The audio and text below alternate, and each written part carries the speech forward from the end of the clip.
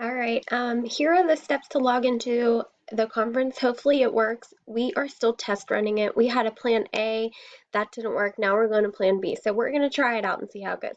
All right, so first what you want to do is you want to click into my dashboard.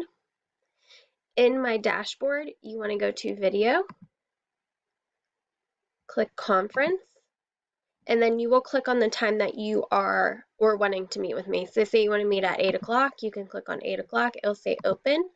I will already be logged in, so it's Meet with Miss Staub. You just click join now, and then you will be able to log in to see me also, okay?